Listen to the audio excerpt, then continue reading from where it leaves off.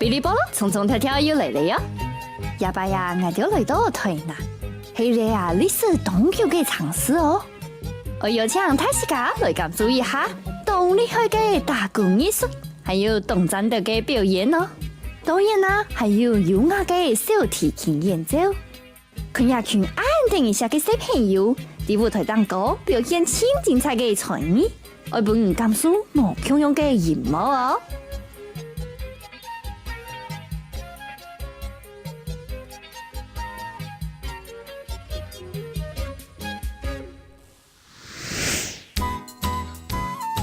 第一组我上台嘅係兩公貴手嘅古意吹，我帶來精彩嘅鑼鼓主曲，一下就本人向下來欣賞精彩嘅演出了。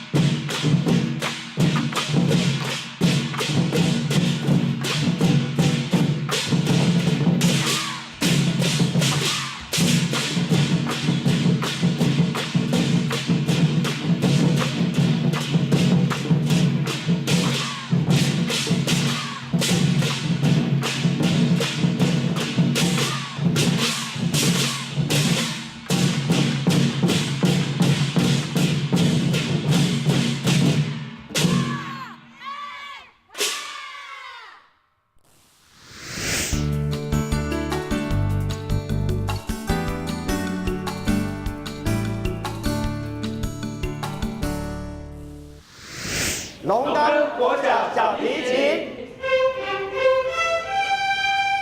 耶！有没有注意到你们越拉越慢？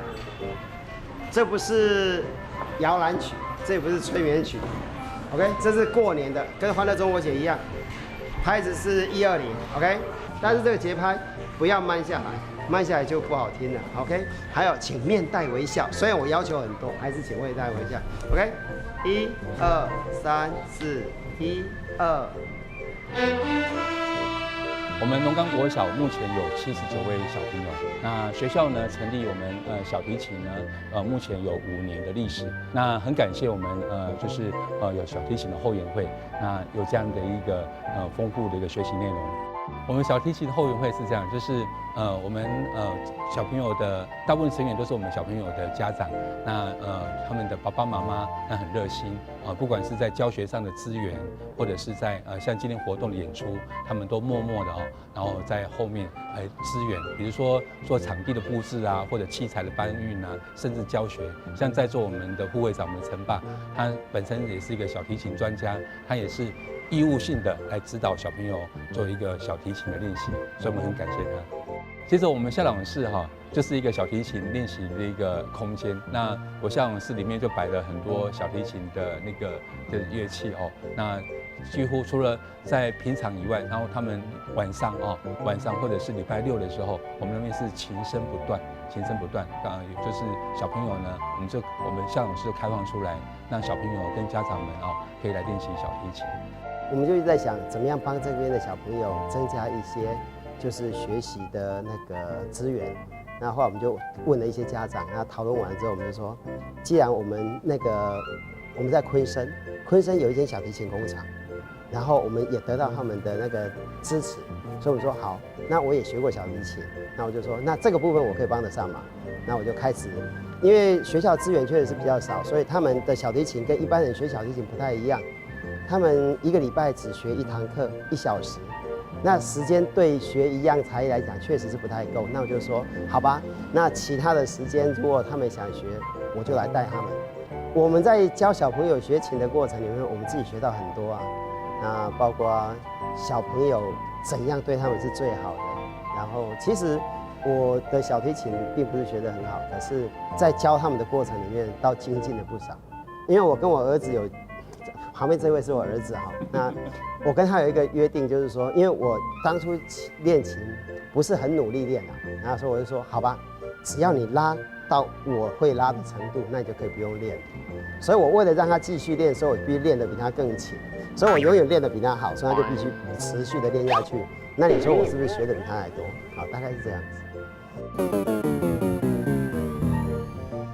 我觉得小提琴技巧最难的就是运弓的技巧，因为弓必须要拉一直线，完全不能晃动。然后我以前就偷懒，就故意只拉出好的声音，结果后来修了快2年才把我的运弓修好。所以如果偷懒的话，就等于是全部都要从头来。他的2年就这样子来的。我的2年就没了。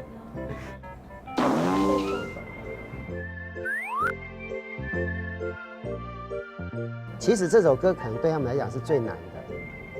其实他们现在学的级别已经很高了，可是这首歌，其实如果有机会看到谱，你会发觉它其中有很多的休止符，还有一些断奏的地方。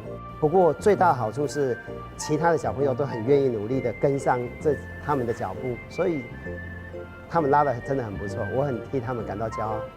如果各位观众有机会经过台南市这间小学校，周末来的时候，你可能会以为这是一间音乐学校，因为他们学校就从头到尾都是乐器的那个乐声，很不错的。